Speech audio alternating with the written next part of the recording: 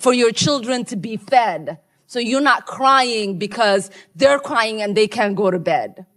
You cannot pray for your medical bills to disappear. You cannot pray for the mold to stop poisoning your children in the classrooms. The other thing that frustrates me is people who have experienced poverty, who have gotten the straps for their bootstraps, who sit and talk about how we shouldn't do anything for the next person. See, as someone who knows severe poverty, I lived in a refugee camp on the floor, no water, nothing. And I hear somebody say here in the United States. In a deeply emotional moment, Representative Ilhan Omar began by reflecting on the pain of poverty, saying, "You can't pray away hunger or medical bills." Her words struck a chord with many Americans who've faced real hardship and struggle. But that same emotional appeal also drew skepticism. While Omar presented herself as a voice for the oppressed, critics argued she often used that sympathy to deflect from her own controversies in Congress. Her personal story won a resilience and survival undeniably resonant with people. Yet it's her words and actions as a lawmaker that have sparked division and outrage across the nation. This video dives into the growing political storm surrounding Congressman Chip Roy's reaction to Omar's removal from the House Foreign Affairs Committee, a moment that exposed deep fractures in Washington. For years, Omar's critics have accused her of making statements that damaged America's reputation abroad. Now, Republicans, led by figures like Chip Roy, say they've had enough. They insist this isn't about race or religion, but about restoring accountability and protecting America's credibility on the world stage. And this is where the clash between political power and public trust truly begins. Gentleman from Texas recognized. Appreciate the chairman. I do associate myself with the remarks of the gentleman from Kentucky, but also the gentleman from South Carolina, the gentleman from Pennsylvania, the gentlelady, all the remarks that we've been talking about over here. And I appreciate the spirit of the remarks from the gentleman from Colorado. Would note that we're here for a very obvious reason. The door was opened, and now we're dealing with that. And the door shouldn't have been opened. I'm reminded when I was in the Senate Judiciary Committee in 2005, and Miguel Estrada was being filibustered by the Democrat majority at the time. And we know why. We know this because a memo that said very specifically that he was being filibustered because he was an Hispanic conservative was found, but then shoved aside. We couldn't talk about it because it was found on a server, and they said, we shouldn't get it. There's a whole lot of backstory on that. But there was a lot of drama around that. There were 7 judges being held up: Priscilla Owen, Janice Rogers Brown, because she's black. That was all happening. We just sweep that aside. And you fast forward, and Bill Frist was being pressured to deploy the nuclear option. I remember being a part of all those conversations, the Senate lawyer and the Judiciary Committee. Bill Frist decided not to deploy the nuclear option. In 2013, Harry Reid did deploy the nuclear option. 2017, when Congressman Chip Roy took the floor, his message was unmistakable. This debate was about fairness and consistency. He reminded the chamber that it was Democrats who first set this precedent when they removed Marjorie Taylor Greene and Paul Gosar from their committee assignments in the previous term. Now, Roy argued, Republicans are simply responding in kind.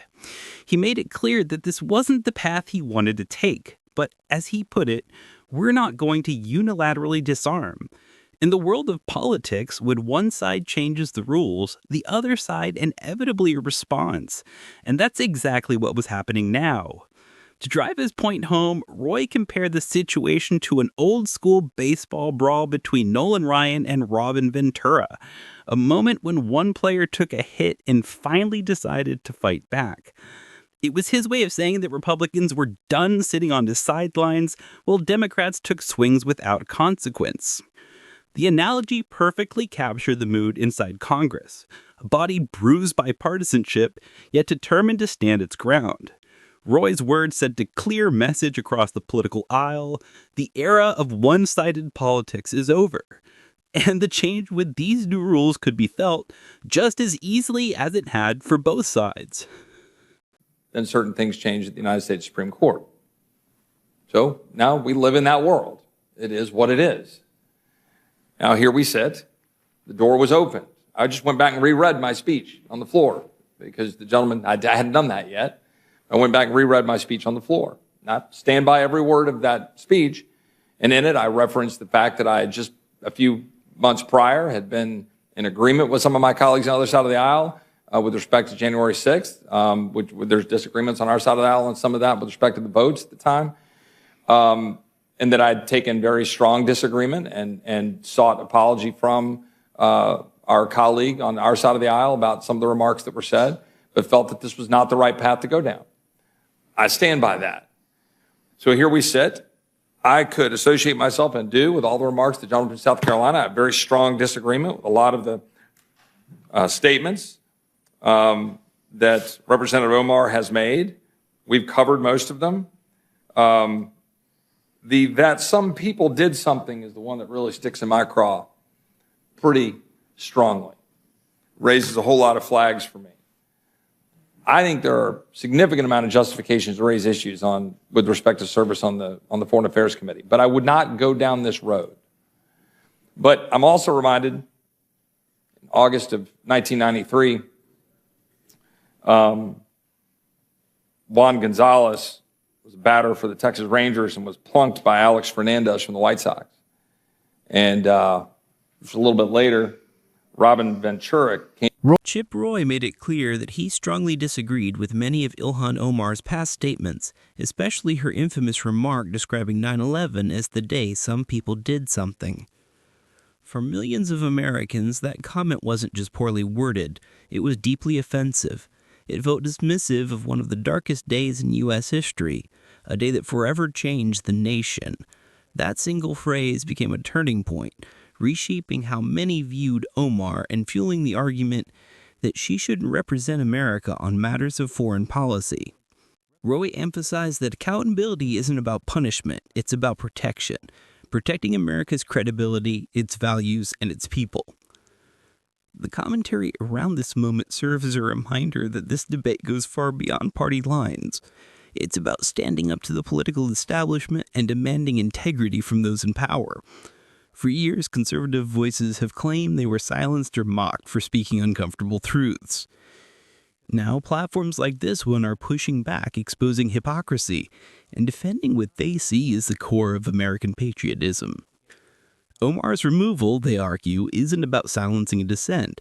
It's about ensuring that those who represent the United States do so with integrity, respect, and unwavering loyalty to the nation's principles. To the plate for the White Sox, and Nolan Ryan was on the mound. And Robin knew what was about to happen. Nolan plunked him. And then Robin Ventura charged the mound, and then Nolan Ryan beat the crud out of him on the mound.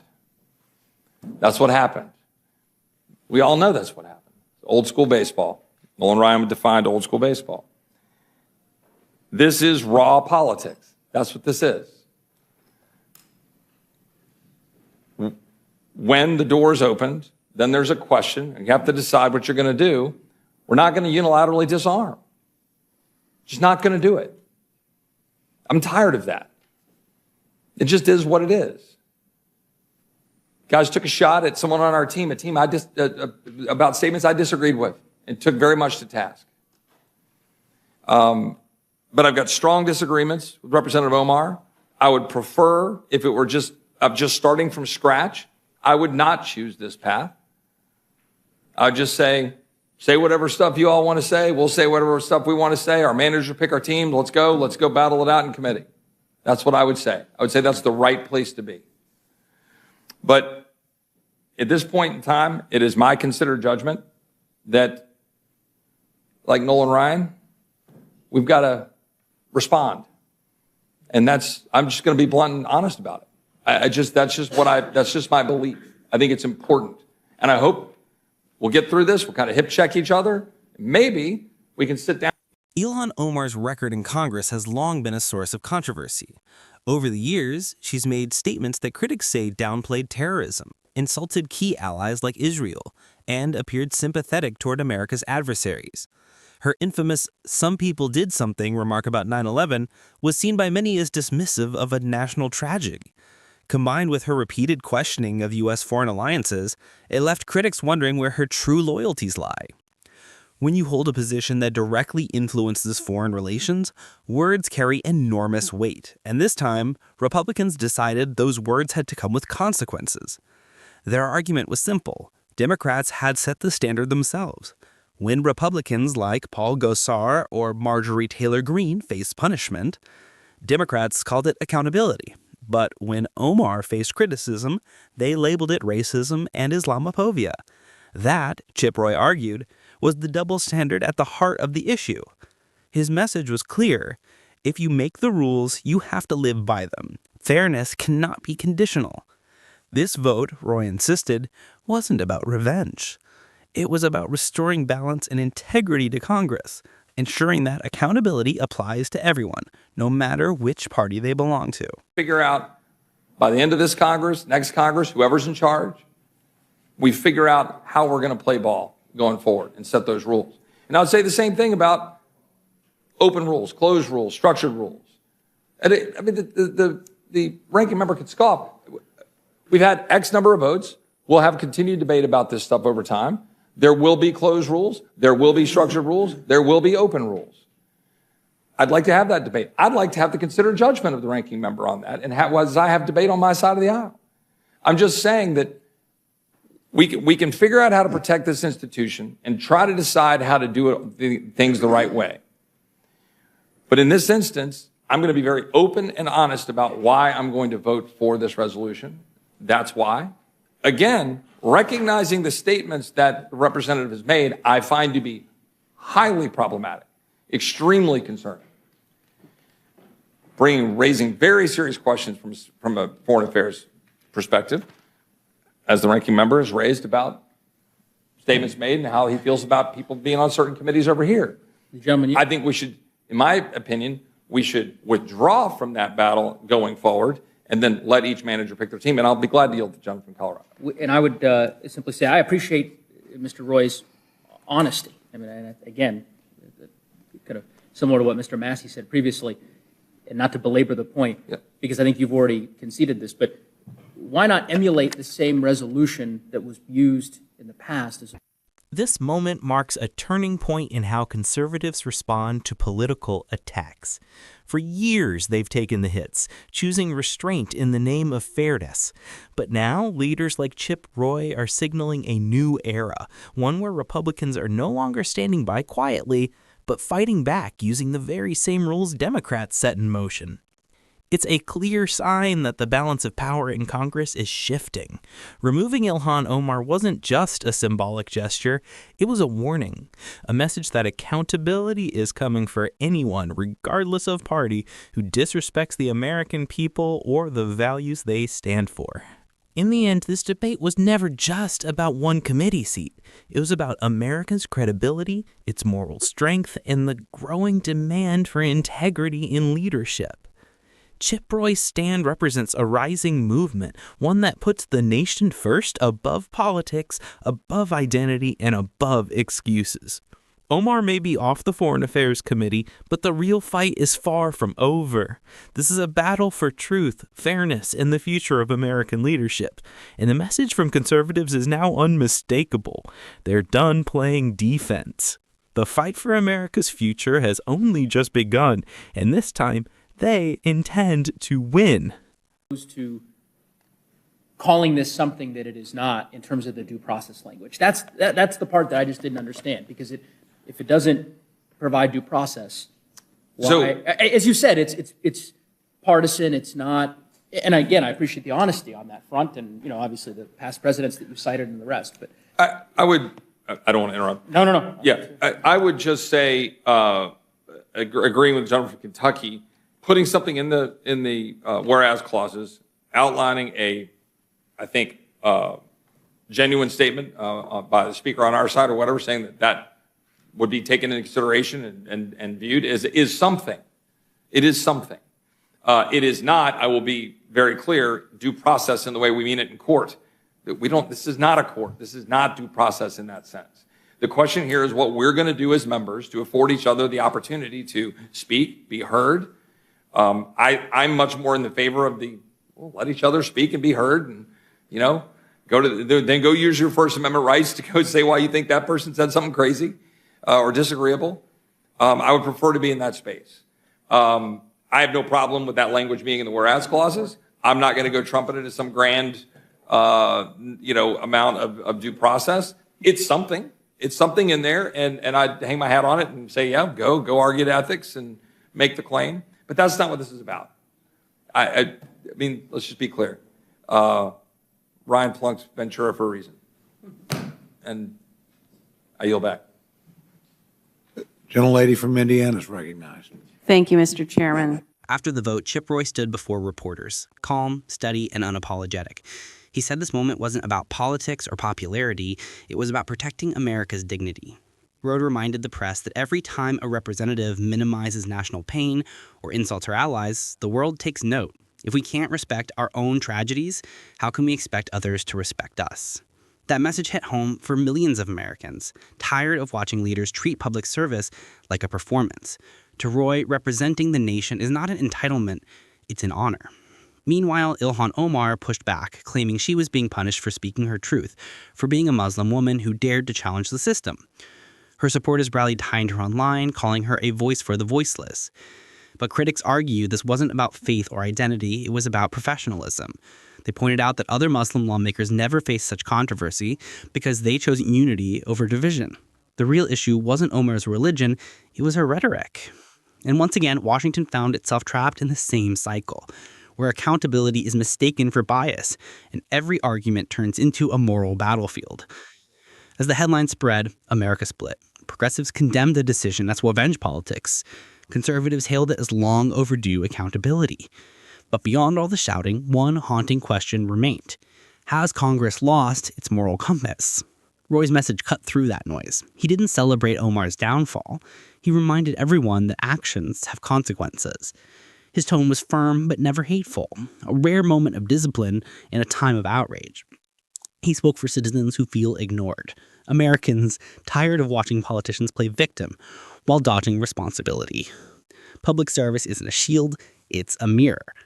Those words captured the essence of his message. Leadership should reflect the people it represents, and when that reflection prints ugly, it's Congress's duty to fix it. Roy, with calm conviction, stood in contrast to the chaos around him. It wasn't grandstanding. It was a call to maturity.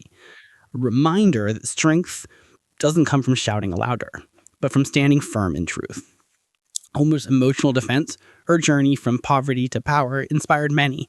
But for Roy and his allies, inspiration cannot replace accountability. Personal history can explain someone's views, but it can't excuse their words. Because in Congress, every statement shapes how the world sees America. The media, as always, poured fuel on the fire. Some maintain Omar as a victim of right-wing aggression, others friend her, the face of misguided activism. Lost in all that noise, what's the real issue? Conduct. When lawmakers are acting like celebrities instead of servants, the people lose trust. Roy's tone reminded the nation that Congress isn't a stage, it's a responsibility. His message wasn't flashy, but it was powerful, because it spoke to something America's been craving: honesty. Omar's removal reignited the debate over double standards in Washington. Why are conservatives punished instantly, while Democrats get a pass? Roy's response was simple.